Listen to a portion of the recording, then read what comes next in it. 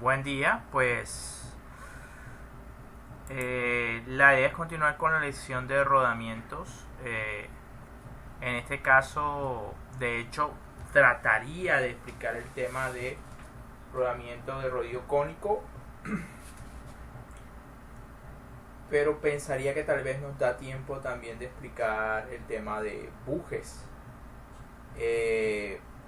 Para este último tema de bujes realmente no hay una presentación como tal.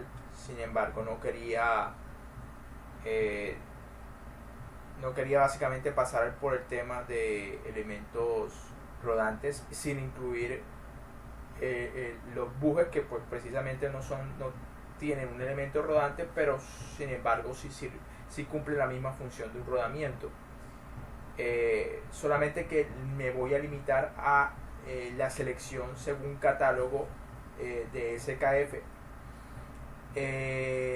y básicamente es una forma muy práctica de seleccionar los bujes.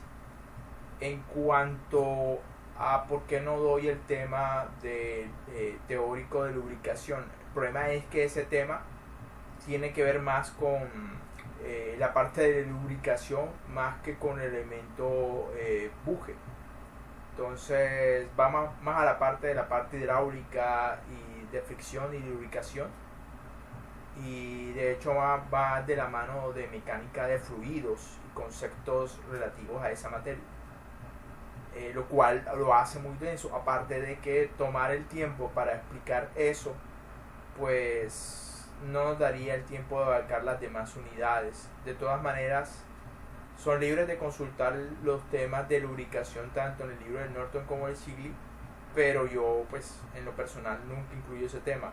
Ahora trataré de incluirlo más hacia la selección del elemento buje, y eso utilizando más que todos los catálogos de SKF. Así que realmente tanto este tema de selección de rodamientos de rodillo cónico, no voy a hacer ejemplos de esto, voy a explicar simplemente la teoría. Y de igual forma voy a hacer para el tema de bujes. Creo que los dos temas cabrían en un video, y ya daría por dado pues los temas. Bueno, básicamente vamos a darle directamente el tema. Este es básicamente la forma como luce el rodamiento de rodillo cónico. Tiene una peculiaridad, y es que el elemento rodante aquí ya no es una bola, es un rodillo. En cierta manera el área de contacto de este elemento es mayor que el de una bola. El área de contacto de una bola es básicamente un punto o una pequeña circunferencia. Aquí es una línea, una área. Entonces estos elementos tienden a soportar mayor carga que los de bola para un tamaño relativo similar, pero son más costosos. Aparte de eso, la peculiaridad es que la inclinación del rodillo induce una carga axial en el eje. Pues se supone que el rodamiento debería solamente soportar las cargas externas inducidas del eje hacia el elemento. Pero acá es al revés. O sea, el solo hecho de incluir un rodamiento de tipo cónico hace que en el eje haya una carga adicional aparte de la radial. Va a haber una carga axial. Esta carga axial básicamente se calcula con la ecuación 1115, que es la fórmula para calcular cargas axiales en función de la carga radial que está actuando. Así que esa carga axial realmente va principalmente a depender de tu situación estática, de tu diagrama de cuerpo libre, y así determinas tu carga radial. Pero una vez calcules la carga radial, calcule la carga axial en función entonces de esa carga radial que determinaste mediante tu estática o resistencia de materiales. Punto 47, la carga radial sobre un factor que depende básicamente de la geometría, y en este caso se determina con esta ecuación empírica que depende del ángulo alfa, que es el ángulo de inclinación del cono. Aquí dice que el factor K aproximadamente inicialmente con 1.5 para un cojinete radial y 0.75 para un cojinete de ángulo agudo en el proceso preliminar de selección. Bueno, entonces el hecho de que yo incluya este tipo de rodamiento y que aparezca entonces una carga axial asociado a eso, significa que debo siempre, al instalar este tipo de rodamientos, colocar un rodamiento parecido, de tal manera que se induzca una carga radial que se equipare con esta.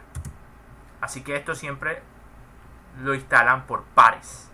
Nunca van a ver uno de estos solo, sino que debe haber uno y el correspondiente, que va a producir una carga. Bueno, según esto va a ser una inducción de carga hacia acá. Entonces, como la idea es básicamente que en un eje, desafortunadamente, al colocar este tipo de rodamiento, se va a generar una reacción axial hacia acá. Entonces, al colocar su contraparte,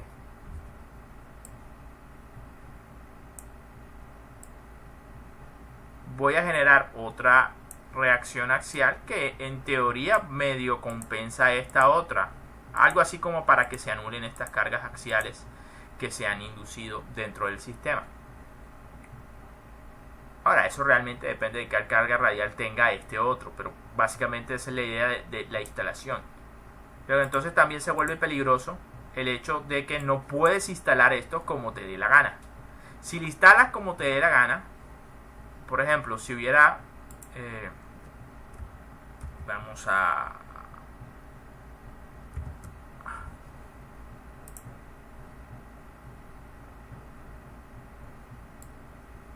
sí, si hubiera hecho esto,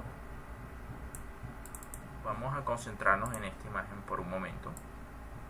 Si hubiera instalado en el mismo eje los dos rodamientos con esta y esta orientación, entonces, al contrario, el efecto es que voy a incrementar la cantidad de carga axial que actúa sobre el sistema, porque los efectos en este caso no se estarían restando, se estarían sumando, y sería aún peor para mi sistema. ¿Qué es lo que va a suceder? Posiblemente un eje que se deslice axialmente sobre sus rodamientos. Obviamente eso no lo quiere nadie, bueno, a menos que lo hayas diseñado para que haga esa función. Entonces esto nos dice que es muy importante que sepas cómo instalar estos rodamientos. Donde lo instales mal, lo que vas a tener es una sobrecarga axial que posiblemente va a hacer que tu eje se deslice respecto al rodamiento. Entonces, nuevamente, la recomendación entonces es a que siempre coloques, cuando coloques un rodamiento de estos, se va a inducir una carga axial, entonces debes colocar otro rodamiento igual en un sentido específico. O de otra manera, pues bueno, ese sentido específico es con tal de que las cargas axiales que se inducen en el sistema se anulen entre ellas mismas. Tenemos entonces el montaje indirecto, que es como si esto se diera en la espalda, y este que es el montaje directo, que es como si esto se estuviera mirando de frente, por así decirlo, o no sé cómo quiera llamarlo usted. En todo caso, aquí las cargas, bueno, se van a estar mirando. En el caso contrario, en el indirecto, pues las cargas sí van a estar dando la espalda, pero pues el efecto es básicamente que se instale de tal manera que un segundo cojinete, de tal manera que se anule el efecto de la carga axial inducida. Es decir, más o menos magnitudes similares, pero sentidos opuestos.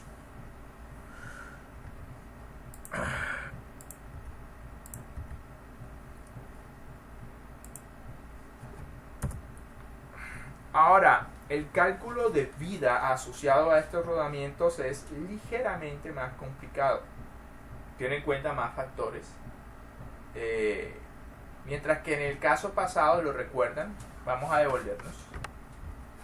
Vean, recordemos cómo en el caso de rodamiento de bolas de ranura profunda se determinaba la vida del rodamiento en función de la carga del catálogo y la carga real a la que está sometido el sistema. Regresémonos en el tiempo. Miren la simplicidad de la ecuación. ¿Lo recuerdan? Es básicamente esta ecuación. Y si se dan cuenta, no hay ningún factor de corrección en ese caso. Bueno, esta vida de abajo estaba asociada básicamente a la vida de catálogo, que es 10 a la 6 ciclos, Y esta es la vida a la que finalmente quieres que viva tu rodamiento en la realidad, o finalmente la que él vivirá. Y esta es básicamente tu carga real. Bueno, la forma no ha cambiado mucho.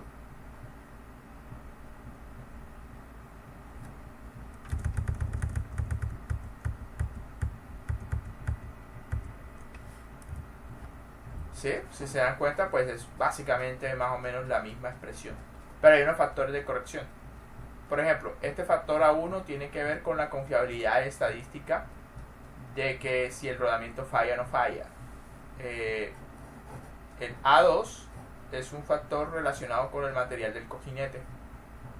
El A3 es un factor compuesto que tiene en cuenta la lubricación y el alineamiento principalmente. Y A4 pues tiene que ver con el descascarado. Recuerden que estos elementos rodantes sufren por fatiga superficial. Fatiga superficial, a diferencia de la fatiga que ustedes estaban acostumbrados, significa que lo que va a suceder es lo que falla en la superficie. Básicamente, visualmente se vería como que hay un descascaramiento o unas picaduras en la superficie. Bueno, en todo caso, las recomendaciones son que todo este factor inicialmente se considera 1.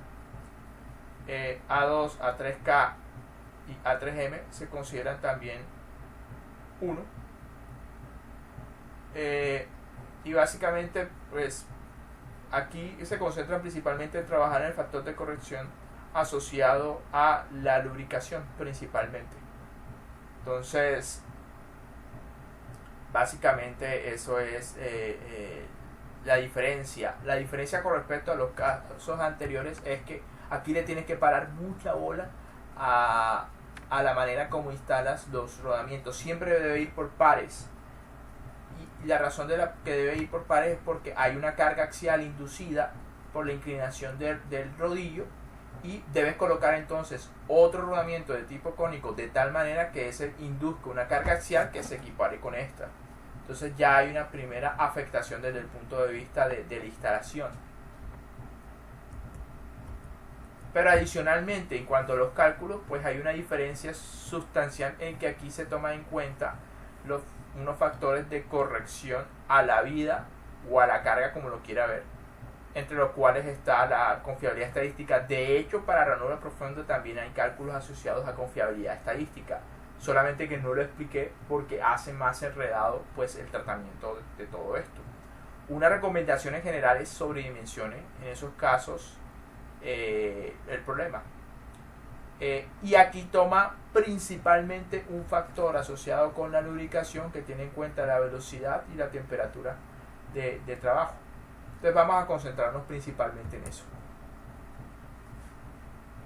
Este factor es de viscosidad y pues hay una línea principalmente, pero si se da cuenta, pues la idea es tener en cuenta cuál es el lubricante que usted está usando en este rodamiento y averigüe para ese lubricante cuál es la lubricación. Recuerde que la lubricación termina siendo también una función, la viscosidad de un lubricante termina siendo una función de su temperatura.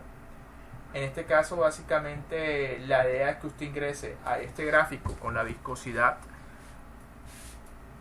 de su lubricante, y eso solamente lo sabrá si usted elige un lubricante, digamos que 100 Centistock, y una vez con la viscosidad del lubricante intercepta la curva, se mueve hacia acá, hacia las líneas, se mueve hacia acá y consulta entonces el factor de viscosidad, que es un factor adimensional. En ese caso es un número entre 1 y 1,1. Digamos que podría ser 1,07 por ejemplo. Ese es este factor de viscosidad. Y el de temperatura también está relacionado con la velocidad de operación. Entonces usted tiene que tener claridad más o menos a qué temperatura va a operar su rodamiento. Si de todas maneras se trata de una situación en la cual está haciendo un recambio del rodamiento, se supone que usted puede perfectamente ir al campo, en la industria, y mediante un termómetro pues medirle la temperatura de operación al eje donde usted desea colocar este rodamiento, y luego entonces se sienta nuevamente a recalcular cuál es el rodamiento cónico, de rodillo cónico que le sirva.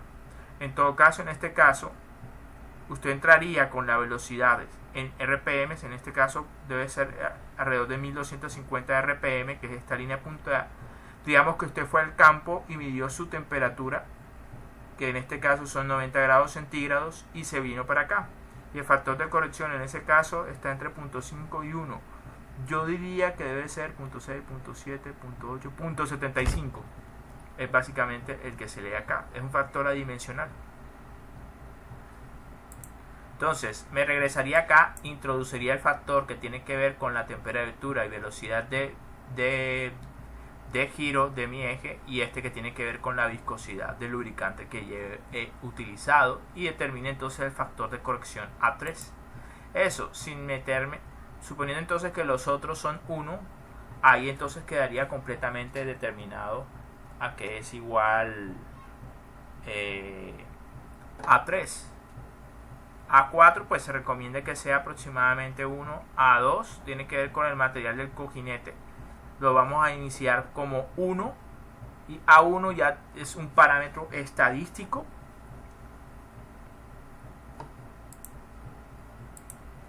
Donde principalmente RD tiene que ver con la confiabilidad.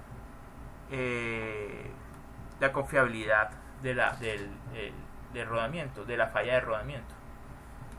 Entonces, esto, y eso básicamente sería todo para determinar entonces la vida de rodamiento ante una selección de carga de catálogo y pues la carga real a la que él está sometido. Esto está afectado por 90 por 10 a la 6, seguramente es la vida de los rodamientos que se encuentran en el catálogo para rodamiento rodillo cónico, 90 por 10 a la 6, no 1 por 10 a la 6 como eran los rodamientos de ranura profunda. Les dije que estos rodamientos son más robustos porque el elemento rodante es un rodillo, no es una bola. El área de contacto es mayor, por lo tanto los esfuerzos a los que está sometido un rodillo son menores, aguanta más carga. Entonces, de todas maneras, antes de culminar este tema, pues la idea es explicar esto. No va a ser tan fácil, pero hay que explicarlo. El problema va a ser el siguiente.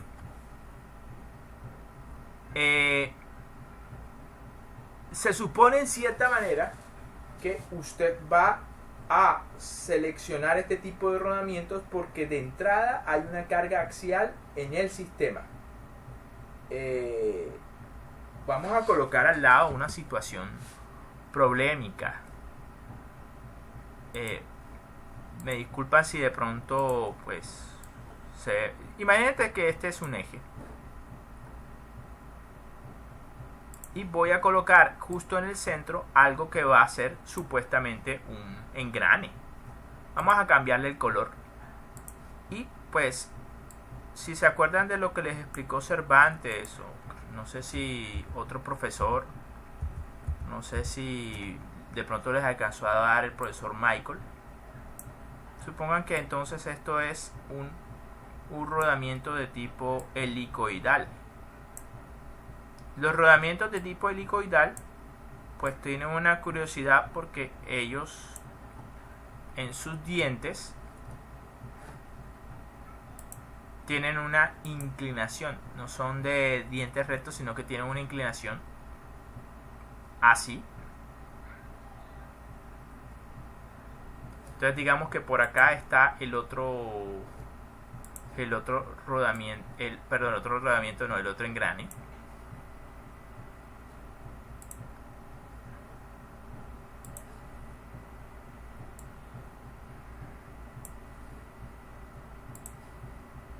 También helicoidal, obviamente. Y finalmente lo que va a suceder en ese caso es que este tipo de rodamiento, no de engranes, induce en los dientes un estado de cargas tridimensional. Digamos que este es mi estado de carga. Va a producir una carga axial, va a producir una carga radial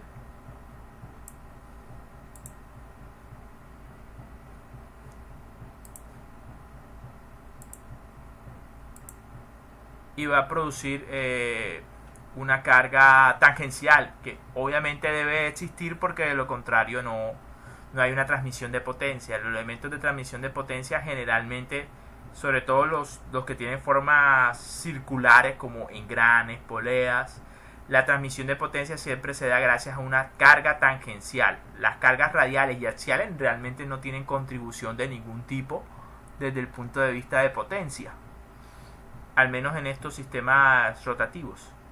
Entonces voy a definir como un sistema de coordenadas.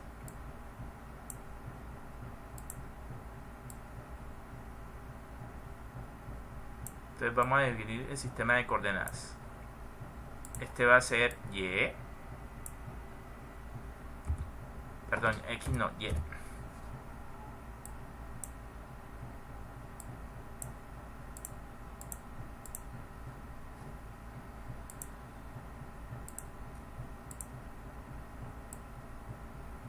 Este va a ser, por ejemplo, mi X.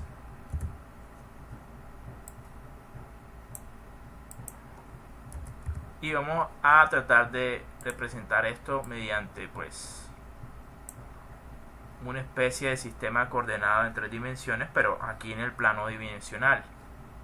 Entonces este vendría siendo el clásico Z.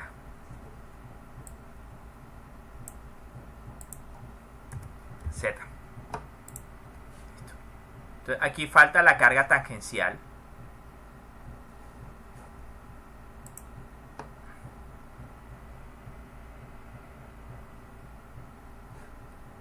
Que la vamos a dibujar en la orientación Z. Entonces,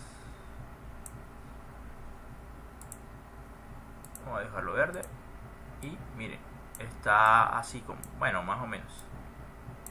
Vamos a decir que esa es la dirección Z. Entonces digamos que es el estado de cargas inducidos por este engrane hacia este engrane, que es el que está acoplado a mi eje, que lo he dibujado de color azul. Entonces finalmente los rodamientos que yo decida colocar, pues lo voy a colocar aquí. Rodamiento 1, vamos a dibujarlo de color que será violeta. Listo, ahí está. Entonces obviamente en esa situación bueno, de hecho este elemento de transmisión es muy curioso porque los elementos de transmisión asociados a un eje nunca vas a encontrar en un eje solamente un elemento de transmisión. Bueno, nunca, no, es falso, pero no si lo estás empleando como un elemento de transmisión de potencia. Si simplemente lo estás empleando como un elemento para transmitir movimiento, no fuerza, pues de pronto sí puedes encontrar este tipo de situaciones. Bueno, listo, entonces digamos que dado esta circunstancia, pues obviamente los rodamientos deberían soportar estas cargas para que obviamente este esté en equilibrio. Y aquí es donde empieza a complicarse. Se supone que nosotros hemos hecho el montaje, puede ser indirecto o indirecto, porque sabemos que si este rodamiento es de tipo cónico me va a inducir una carga axial, que la voy a dibujar de color, ¿qué cara? Voy a dibujarlo de color púrpura. Entonces digamos que es un montaje de tipo, bueno, ya no me acuerdo si indirecto o indirecto es el que las cargas se miren, creo que es indirecto, no recuerdo, ahí ustedes miran en el video, pero supongamos que es así. Y estas cargas moradas simplemente están asociadas a la carga radial. Entonces vamos a desaparecerlas por un momento como por orden, por seguir un orden de qué es lo que usted haría en una situación así. Realmente lo que usted haría en una situación así es empezar por esta carga, que es la carga radial. Al trasladarla al eje, ¿sí? Entonces se supone que este rodamiento y este rodamiento deben equiparar esta carga. En ese caso sencillo que he dibujado y que no necesariamente representa una realidad, pero lo voy a colocar ahí como para tener algo de referencia, pues obviamente debe aparecer una carga que es más o menos la mitad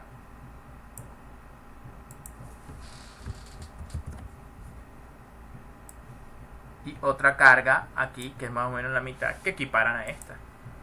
Pero al existir estas cargas, recuerden,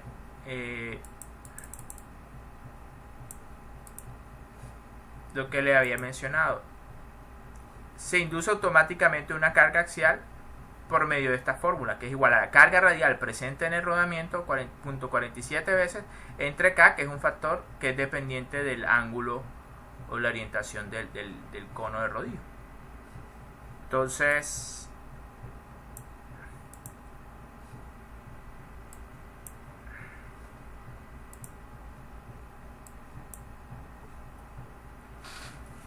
se van a producir unas cargas que ahora las voy a dibujar como púrpuras.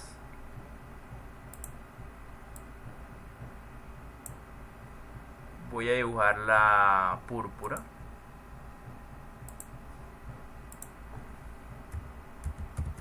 Y otra púrpura.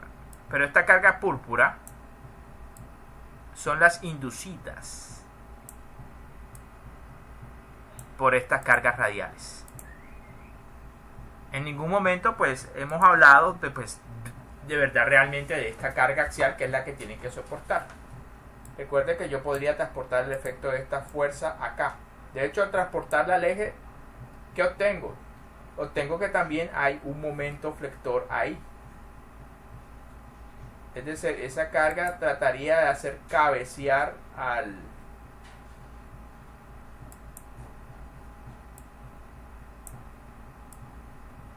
Vamos a verlo así. Vamos a pintarlo de amarillo como para entender que pues el que lo generó fue la carga axial que estaba actuando en el diente. Obviamente alguien tiene que aguantar esa carga de flexión. A diferencia de los rodamientos de bola, estos rodamientos tipo cónico son más rígidos y robustos, por lo tanto tienen una tendencia a que si están sometidos a un momento flector, pues ellos son capaces de generar este tipo de reacciones u oponerse a ellas.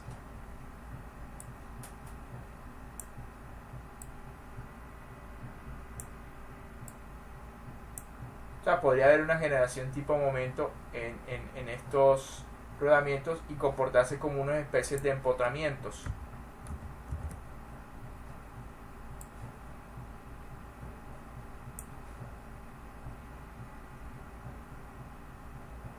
Puede ser, pero vamos a suponer que ese efecto no es tan grande como para no enredar más la pista. Pero igual, cuando usted transporta esta carga axial de aquí a acá, hay un momento. Ahora, ¿quién lo va a soportar finalmente? Eso es lo que hay que analizar mediante estática y resistencia de materiales, pero ahora mismo no los quiero enredar con eso. Entonces, y obviamente cuando yo transporto esta carga que va en la dirección Z acá, pues también se va a generar un momento torsor.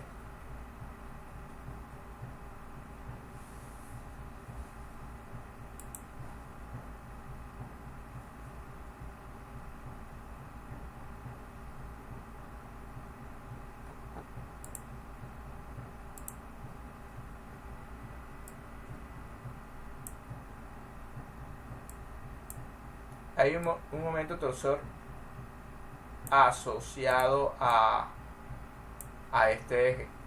¿Quién se lo va a aguantar? O sea, ¿dónde va a ocurrir una reacción en este eje? Vaya usted a saber, pero debería haberla para equiparar este momento torsor. Bueno, a menos que básicamente sea un eje que haya sido básicamente diseñado para que gire libremente sin ninguna carga de tipo resistiva. Pero vamos a ignorarla también por un momento y concentrarnos en lo que viene después. Entonces, al tener esta situación de que el eje está sometido a una carga amarilla, que es axial, la carga negra, que es radial, y la carga verde, que es básicamente una carga, bueno, de hecho también es una carga radial.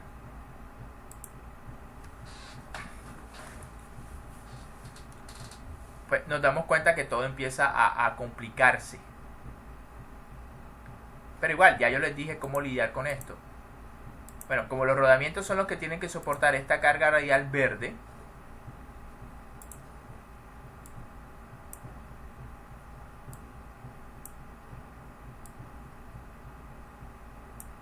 pues obviamente aquí debería aparecer una carga. Vamos a hacerla más pequeñita. Sí. Y vamos a ponerla verde. Bueno, no está muy bien inclinada que digamos. Ahí como para que esté bien alineada. Sí, más o menos. Sí, más o menos. Vamos a ver chiquito.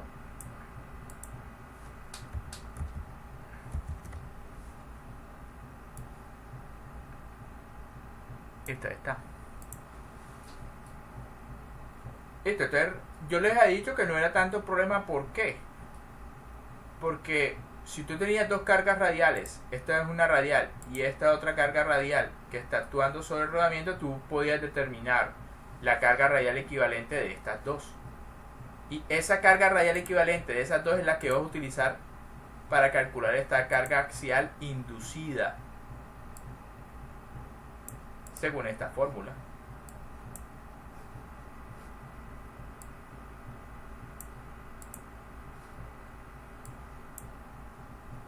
Listo. Entonces, pero eso todavía no me responde mi pregunta. Hey, estas son unas cargas radiales inducidas. Todo bien, no pasa nada. Pero. Resulta y pasa que yo coloqué estos rodamientos no para inducir cargas axiales. Lo hice para soportar esta carga axial. Que de pronto con un rodamiento de ranura profunda tal vez no era suficiente para soportar una carga axial tan grande como en este caso. Entonces, obviamente, eso me va a cambiar el valor de la carga radial que está actuando en este y la que está actuando en este. ¿Por qué? Porque debe cumplir el equilibrio estático, es decir, la sumatoria de esto y esto tiene que ser igual a 0. Eso se vuelve una redapita. Y estas tablas que actualmente estamos viendo ahora mismo, lo que me va a ayudar es a calcular entonces las cargas, las reacciones definitivas en cada uno de los apoyos, dependiendo del tipo de montaje que yo realicé y pues de la magnitud de la carga axial externa que está actuando en el sistema. Entonces me he tomado el trabajo de explicar esa situación básicamente para decirles que sea lo que usted calcule, al final tiene que estar en equilibrio estático esta dirección, las fuerzas en la dirección, en este caso en la dirección X. ¿Sí? En este caso de la dirección X, la sumatoria de esas fuerzas tiene que ser igual a 0 y punto. Entonces, de todas maneras, estas tablas que están presentes acá, pues van a facilitarle, entre comillas, el cálculo de las reacciones definitivas axiales en los rodamientos. Entonces vamos a borrar todo esto y simplemente vamos a concentrarnos en el uso de las tablas.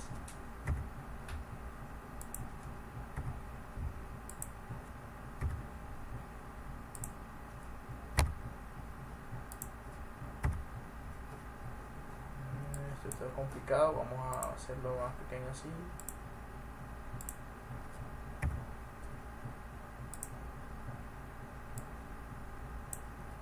Hacerlo rápido, o si no este video que supuestamente iba a ser corto se nos está haciendo largo. Listo, entonces vamos a concentrarnos en esta tabla.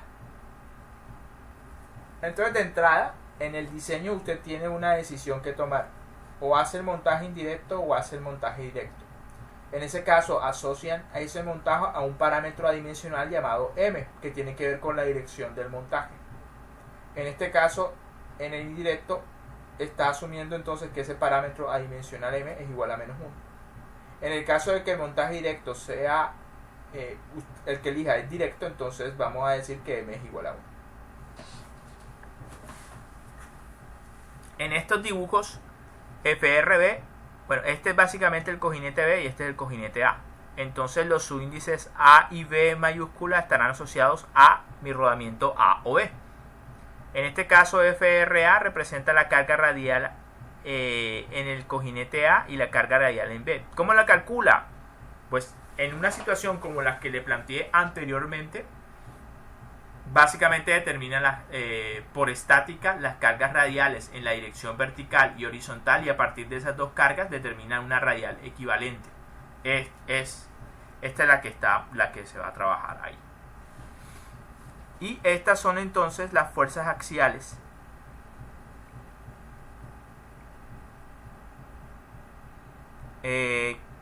externas. En el caso del ejemplo que le había colocado con alteración, era la carga amarilla, ¿la recuerdan? Entonces esto básicamente representa la carga externa axial que en teoría deberían soportar estos cojinetes, no la carga radial inducida. La inducida es, de malas que colocó ese cojinete y se indujo una carga axial. Pero a la final usted no está colocando el rodamiento de este tipo para inducir una carga axial, lo hace para soportar estas cargas que están indicadas acá. Entonces esto representa la carga axial que debería soportar el rodamiento.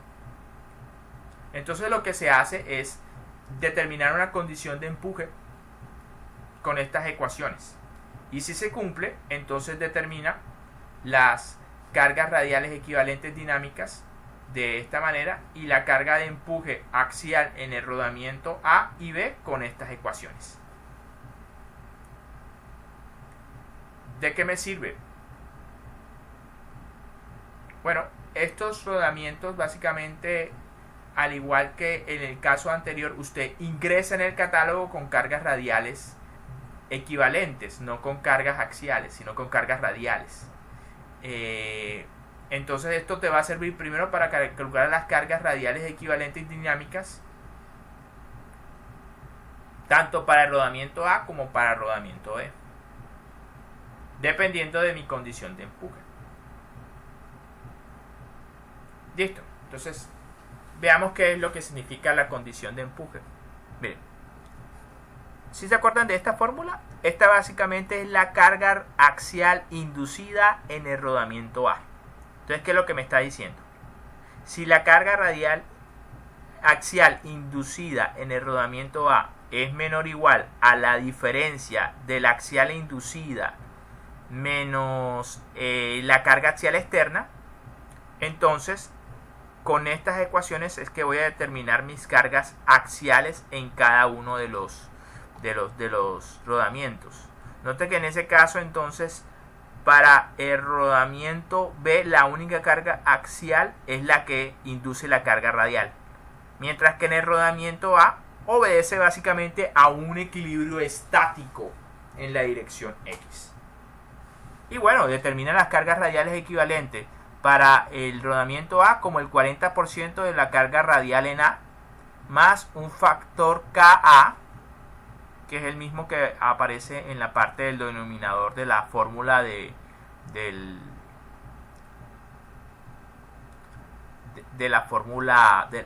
esta fórmula, que es la carga axial inducida por la carga radial por la carga axial en ese rodamiento. Ahora, KA, que es igual.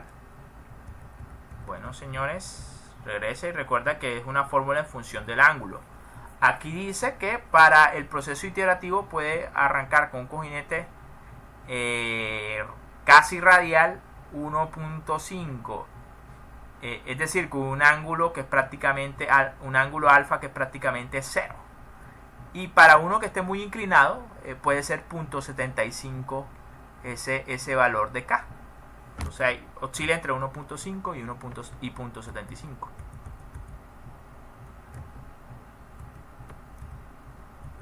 ¿Qué pasó? Bueno, parece que me había devuelto al principio. Listo. La otra situación es esta: que la carga radial en el rodamiento, la carga axial, perdón, en el rodamiento A sea mayor que la diferencia de la carga axial inducida en B y la carga externa. En ese caso, entonces, se cambian los papeles. la carga axial en A es solamente la inducida, y en B básicamente tiene en cuenta pues el equilibrio estático para que pues se cumpla el equilibrio estático de la carga externa con respecto a la inducida en B. Y así es como se determinan las cargas radiales equivalentes. Note que en el caso anterior, si se cumple esta condición de empuje, entonces básicamente la carga radial en B es equivalente, es solamente la carga radial sin tener en cuenta la carga axial. Aquí se vuelve al revés, la carga radial equivalente en A es directamente su carga radial, ya no es función de la carga axial, y para ver si se tiene en cuenta entonces la contribución de carga radial y carga axial inducidas. Listo. Pero el núcleo de estos cálculos es básicamente el equilibrio estático y la condición de empuje. Básicamente eso es lo que se hace. Recuerden que ver depende básicamente del montaje, si es directo o indirecto. Listo. Entonces, esto es parecido, pero en el caso de cojinetes de dos filas.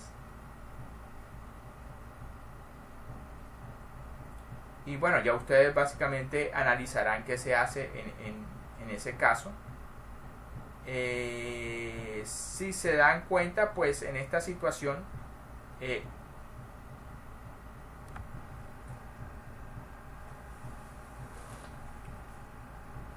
la condición de empuje básicamente es la comparación de la carga axial externa con respecto a la carga radial inducida en el rodamiento AB. Así entonces se determina directamente la carga radial equivalente para el rodamiento A y para el rodamiento B. Y bueno, la condición de empuje puede variar. Puede ser que la carga axial sea menor o igual que la carga radial inducida en A por AB. En caso de que sea lo contrario, pues estas son las fórmulas básicamente para determinar las cargas radiales equivalentes. Entonces, obviamente, les digo, tienen que seleccionar un montaje directo o indirecto, lo que significa que su M es menos 1 o 1, y básicamente tiene que determinar la condición de empuje. Si la carga axial inducida en A es menor o igual que la diferencia de las otras cargas, o si sucede al revés, si la carga axial inducida en A es mayor a la diferencia de las otras cargas. En ese caso, entonces, el cálculo de la carga axiales en un rodamiento y en el otro, pues se determina por estas ecuaciones, y de igual forma la carga radial equivalente dinámica en un caso o en el otro. En teoría se terminaría hasta ahí, pero pues la idea de este video no es solamente hablar del tema de rodamiento, sino alcanzar a mencionar algo del tema de bujes. Entonces son 43 minutos, entonces vamos a aprovechar y seguiremos hablando de ahora de los bujes.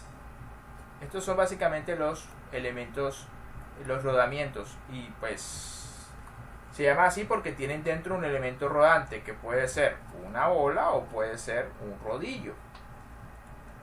Bueno, de entrada, este es un manual de NTN.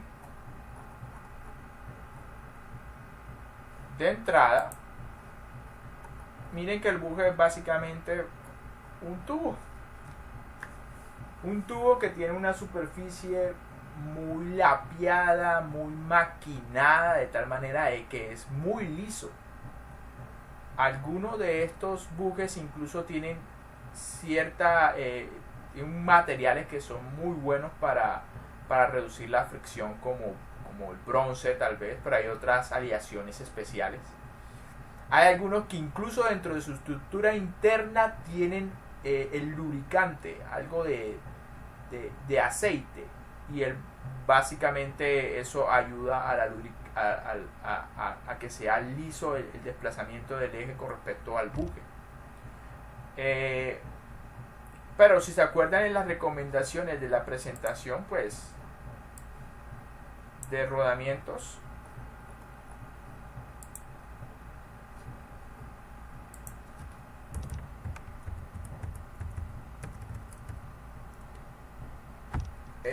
se hablaba entonces del uso de grasas y de aceites, y principalmente el de grasas aplica para velocidades bajas y aceites lubricantes para velocidades altas.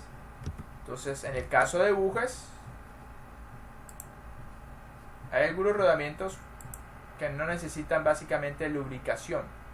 De hecho, casi uno no se preocupa tanto por la lubricación en el caso de rodamientos. Hay algunos que sí toca aplicarles, pero definitivamente toca aplicar grasa o lubricante. Entonces, este manual es de SKF y básicamente resume diferentes tipos de bujes. Es muy práctico, absolutamente práctico. Entonces ahí vemos diferentes tipos de bujes de bronce. Hay uno de bronce con estas formas especiales que es especialmente útiles en ambientes muy abrasivos y sucios. Este que es de PTF es básicamente un material compuesto libre de mantenimiento, es decir, usted lo coloca y pues no tiene que preocuparse por el mantenimiento, salvo cuando se dañe, cámbielo.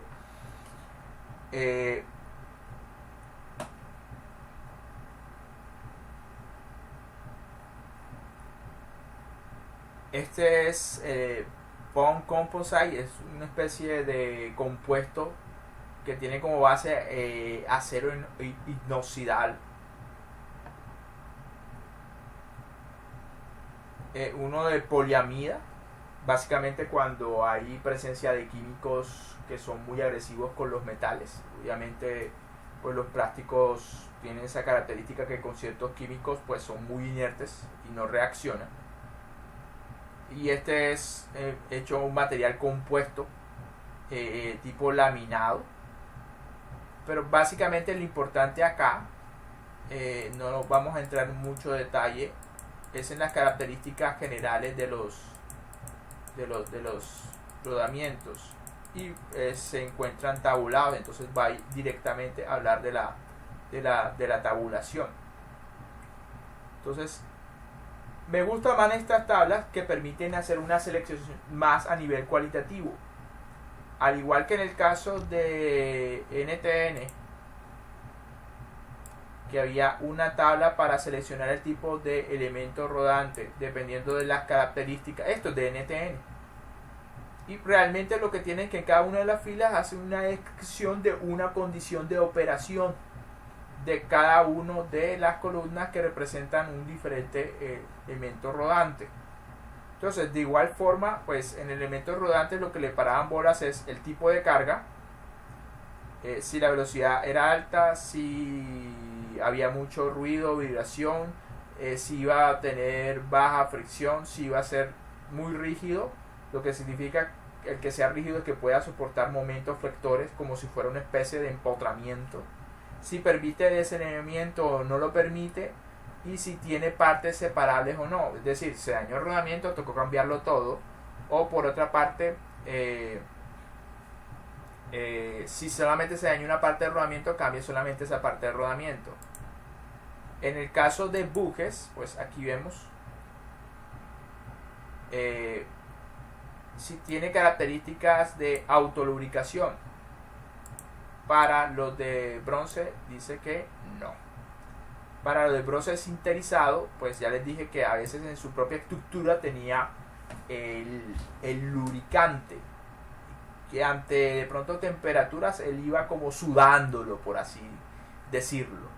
Entonces, que si es libre de mantenimiento, para el bronce normal no, pero para el bronce sinterizado sí es bueno, es decir, casi no le tienes que hacer mantenimiento, y básicamente con descripciones de bueno, si es apropiado o no apropiado, si es excelente, etcétera, mediante descripciones cualitativas sabemos entonces si es autolubricante, si es libre de operaciones, si puede trabajar en entornos sucios, si es resistente a la corrosión, si puede trabajar a altas temperaturas, si puede trabajar con altas cargas, pero eso es muy general. cuando hablamos de altas cargas o bajas cargas, me tienes que hablar de newtons, de libras, o si no, pues queda una descripción muy general. Pero bueno, la idea es al menos seleccionar cualitativamente cuál de estos rodamientos no bujes me puede servir. Que si es bueno para soportar cargas de impacto y vibraciones, si tolera grandes velocidades de deslizamiento. Me dice básicamente que bronce sólido no es bueno, es decir, que es para velocidades lentas, mientras que sí es bueno, es excelente, de hecho aquí lo dice. Baja fricción, si trabaja con pobres acabados de los ejes. De hecho, curiosamente, el bronce sinterizado sí necesita que el eje tenga muy buen acabado, es decir, que esté muy bien maquinado, tal vez lapeado. Si permite pequeños claros de operación, significa que de pronto el eje con respecto al buje tiene una gran tolerancia. Entonces, tiene un huevo. Entonces, básicamente para bronce sólido, no. Eso tiene que tener sus tolerancias muy justas. Mientras que el de bronce sinterizado dice que pues sí se puede. Si permite desalineamiento intensivo. Si es insensitivo al desalineamiento, pues el bronce sólido es bueno. Pues ahí está bien. Pero esto no es tan bueno como bueno. Entonces, aquí básicamente te muestra una figura pues de más o menos cómo se ve y la designación de la norma. En este caso pues lo identifican las primeras iniciales con PBM, PBMF, si tiene básicamente es algo así como una especie de brida, una pequeña brida que ayuda al posicionamiento del buje. Pero si se dan cuenta, pues hay una descripción cualitativa para cada tipo de rodamiento. Entonces con esto buje. Entonces ahí con eso usted básicamente puede seleccionar cuál de estos se acoge mejor a la situación de operación en la que usted va a trabajar su eje. Entonces, y bueno, esta es la parte verdaderamente interesante del meollo, y que es la parte de cálculos. Voy a hacer una pausa como unos 2 minutos. Tengo la garganta reseca, entonces me esperan 2 minutos. Igual ya esto está por acabar.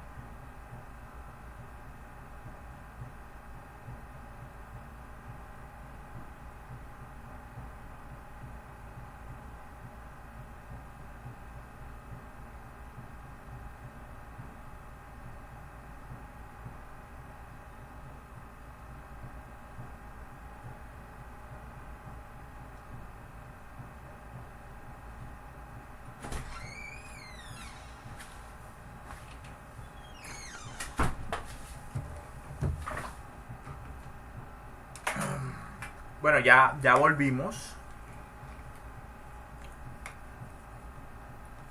Es que no se imaginan cómo es hablar por todo este tiempo y generalmente se me reseca bastante la garganta. Entonces hace una semana estuve enfermo de amigdalitis, entonces siempre me cuesta trabajo hablar por largo tiempo, entonces tengo que estar humedeciendo la garganta con agua. Bueno, ahí para aliviar un poquito la garganta y continuar hablando.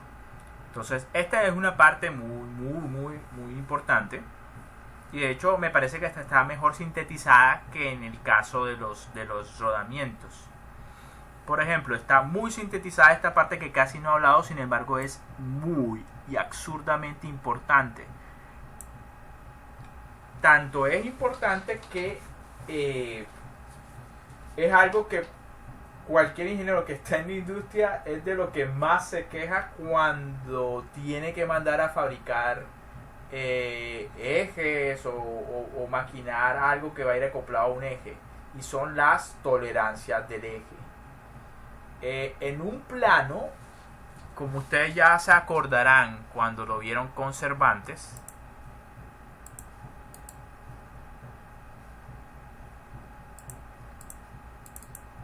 no basta con que yo diga cosas como esto. No, este eje es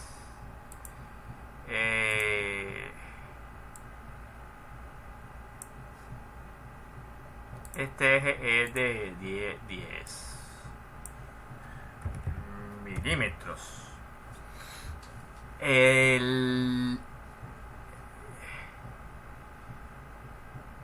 No basta. Se hace peor, por ejemplo, cuando pues tengo que acoplar esto con un rodamiento, porque te darás cuenta que esos 10 milímetros no es suficiente para garantizar que cuando este eje se vaya a colocar dentro de este rodamiento o buje, vaya a operar como se supone que debe operar, lo cual significa que este señor tiene que estar dando vueltas sobre su propio eje. No, estos 10 milímetros no bastan. Recuerden que tal vez con Cervantes dieron, no, esto es 10 más o menos .1 milímetro. Y entonces la tolerancia del agujero de mi eje, perdón, de mi buje era 11 más o menos .2. No sé, me lo estoy inventando, para ilustrar lo importante que era definir las tolerancias en el plano de fabricación. O de otra manera, pues no hay garantía de que en el ensamble las piezas vayan a operar como se supone deben operar. Esto básicamente en términos prácticos lo que significaba es que podía ser la medida del agujero 10. ¿Sí? 10.98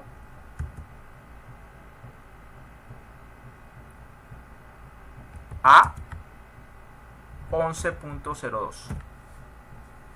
milímetros.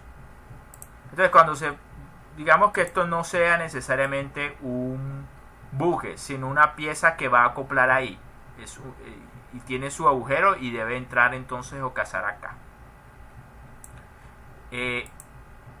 Y la pregunta pues para el tornero es ¿de qué tamaño lo fabrico? Si le dices 11, eso no es suficiente, porque nunca te va a quedar exactamente en 11 milímetros.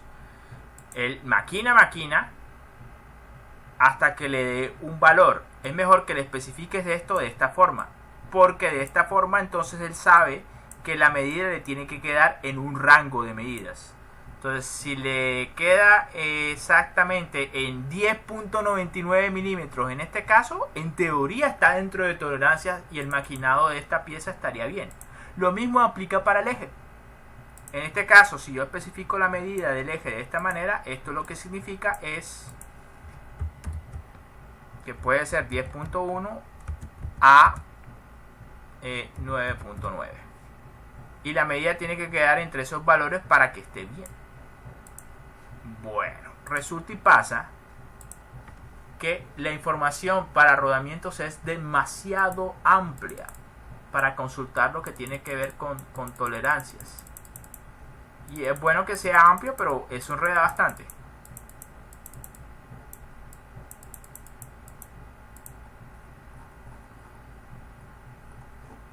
Me refiero a esto.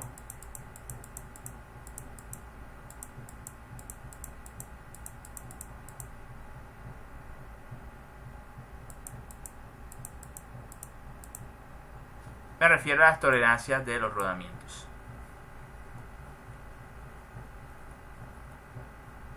Aquí dicen las tolerancias dependiendo del diámetro del eje, todas las tolerancias que podrías encontrarte. Pero esto es muy denso de leer. Me parece mucho más simplista lo que se está haciendo en este catálogo. Me especifican las tolerancias que debe tener el eje E7 y E8. ¿Dudas de eso? Se supone que ustedes ya lo sabían eso desde Cervantes o desde su profesor de dibujo de máquinas. Si no se acuerda, no importa, coja la norma internacional y consulte qué es lo que tienen que decir respecto a las tolerancias.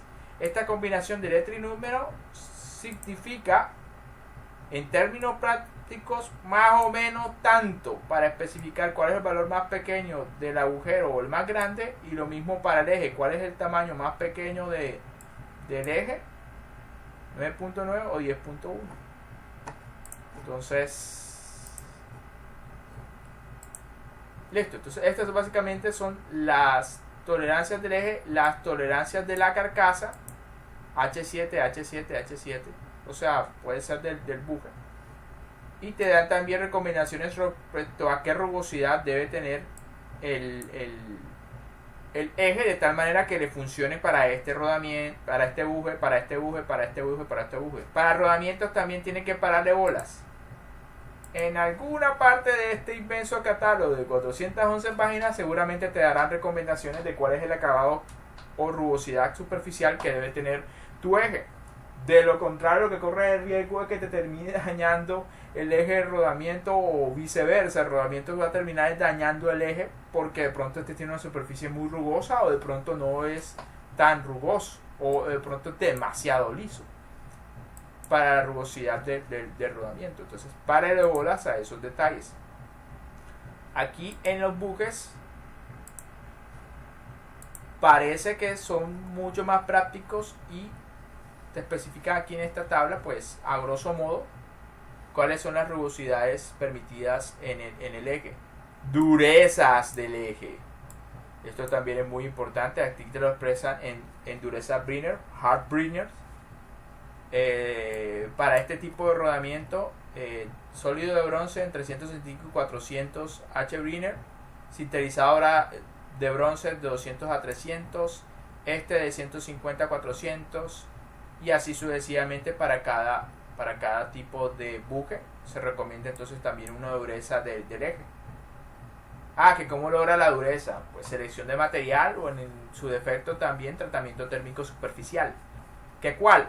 No sé, repase lo que aprendió en tratamientos térmicos, ya sea con el ingeniero, bueno, uno es Oscar, el otro, no voy a decir el sobrenombre de él, sería una falta de respeto,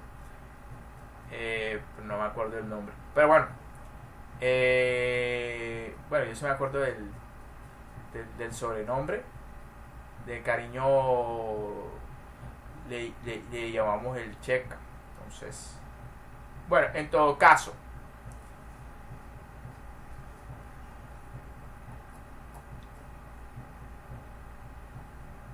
y aquí también te da recomendaciones de cuál es el rango de temperaturas de operación de esos bujes en grados centígrados y los coeficientes de fricción asociados.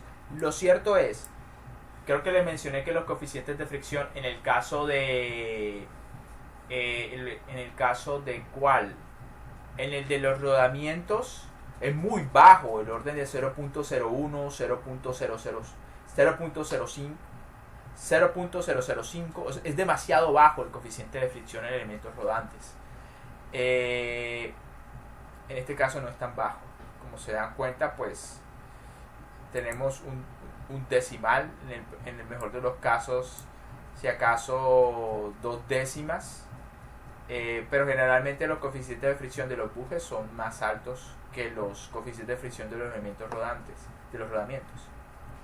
Y esta parte es principalmente lo que tiene que ver con los cálculos asociados a la selección de los bujes.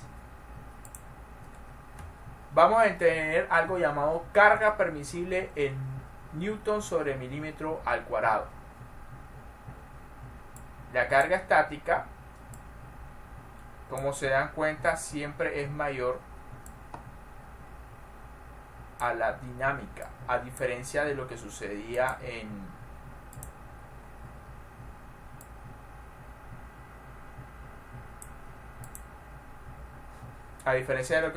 los elementos rodantes. Se invierte. Aquí la carga estática en los elementos rodantes era menor que la dinámica. Bueno, vamos a ver qué sucede ahora. Ahora la dinámica es menor que la estática. La razón es obviamente diferente. Aquí no tienes un elemento rodante que se reparte la carga uniformemente por el movimiento del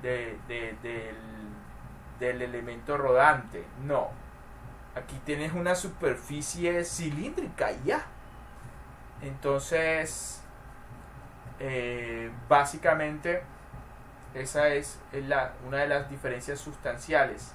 En los elementos rodantes la carga se reparte equitativamente durante la operación. Aquí, pero se reparte equitativamente porque son varios elementos los que soportan la carga. Aquí solamente es un solo elemento uniforme, una superficie cilíndrica lo que soporta la carga. Entonces, básicamente esa es una de las diferencias más relevantes. Ahora, ¿por qué es menor la carga dinámica que soporta? Porque aquí el desgaste o la fatiga superficial o la carga asociada a la fatiga superficial es mucho más crítica que en el caso de los elementos rodantes. Entonces, básicamente esto es más parecido a lo que sucede, por ejemplo, con el diseño de fatiga y el diseño estático de un eje, que era básicamente que lo que aguantaba un eje ante carga estática es más que lo que aguanta ante fatiga. Y esto va más hacia allá. ¿Y por qué? Porque no tienes, en el buje es casi como una viga o un eje, es una sola pieza. En un rodamiento es una combinación de piezas. Están las pistas exterior, interna, los rodamientos, las bolas, el rodillo, dependiendo de lo que tengas entre manos. Entonces eso cambia de entrada.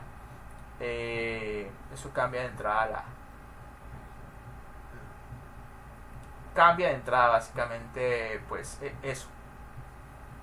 Y la velocidad permisible de deslizamiento. Usted calcula la velocidad de deslizamiento y se supone que debe ser menor que esto. De lo contrario, pues eso se va a desgastar muy rápidamente. Ahora, los cálculos no son complicados. Bueno, ¿cómo determina la velocidad de deslizamiento? En este caso, la velocidad de deslizamiento se refiere a metros por segundo. Se determina a partir de la velocidad rotacional en revoluciones por minuto y el diámetro del eje en milímetros. Entonces, si se da cuenta, básicamente esto es una ecuación para calcular la velocidad tangencial.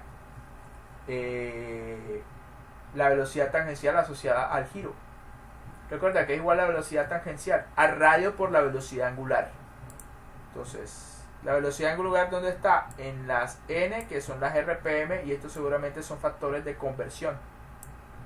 ¿Y el radio dónde está? Pues aquí está el diámetro. Quiere decir que la mitad de eso es el radio. Seguramente el 2 está aquí en el denominador y por eso esto dio 60. Bueno, entonces eso por una parte. Y este mismo me imagino que debe ser un factor de conversión asociado a que si la velocidad es en metros por segundo, pero lo que tú le metes el diámetro en milímetros, entonces tienes que convertir en milímetros a metros. En cuanto a la carga que puede soportar el rodamiento, es relativamente fácil de calcular. Es básicamente la carga radial dividida entre la área proyectada.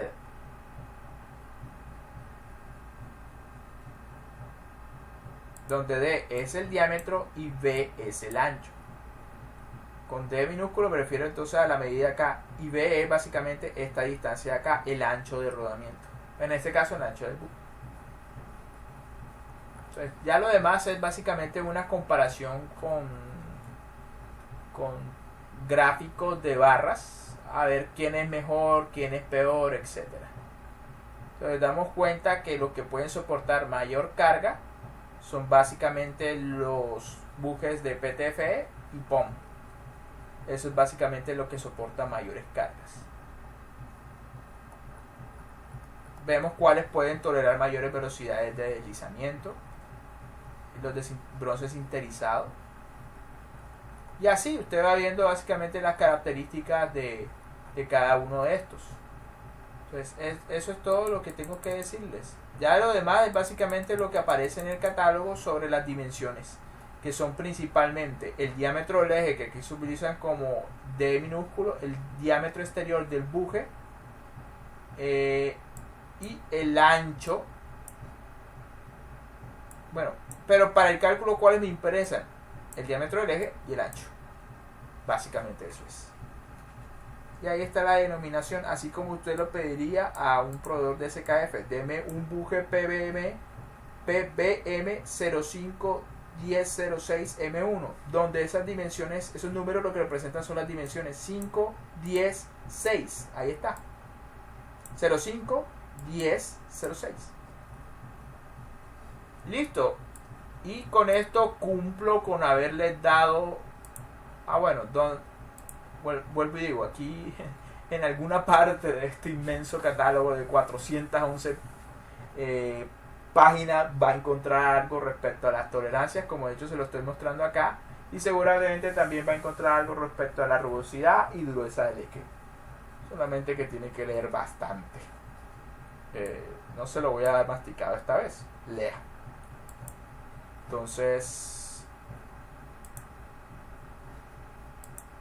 y eso es todo. Ya con esto acaba el tema de rodamientos. Hemos incluido rodamientos de ranura profunda, los de rodillo cónico, y hemos incluido el tema de bujes. Creo que el tema de bujes no amerita una presentación. Creo que con el solo catálogo que les he enviado es más que suficiente. Recuerde que en el caso de bujes tiene que calcular un factor de seguridad contra deslizamiento y otro contra carga estática y dinámica. Gracias por su atención, y pues el siguiente tema que sí tiene, yo de estos temas cuáles evalúo, yo no evalúo ni el de rodillo cónico ni tampoco evalúo el tema de bujes. Sin embargo, en el proyecto final, si usted por alguna razón tiene este tipo de elementos, tiene que calcularlos apropiadamente, en parte con la teoría que ya les he suministrado. ¿Qué vemos acá? En cuanto a lo que principalmente evalúo en un rodamiento es que determine apropiadamente el factor de seguridad estático, que determine apropiadamente el factor de seguridad dinámico, que determine la vida del rodamiento. Es lo que principalmente voy a considerar. ¿Considero carga dinámica variable en las evaluaciones de parcial? No lo considero.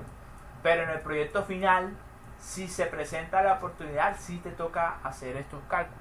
Entonces, vamos a dejarlo hasta ahí, y yo creo que la clase fue relativamente rápida.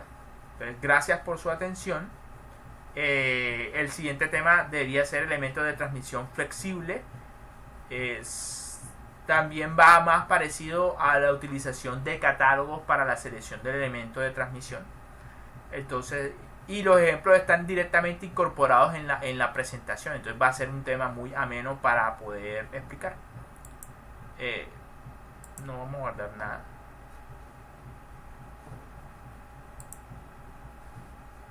Voy a parar hasta acá y listo. Vamos a dejar entonces esto hasta acá. Gracias.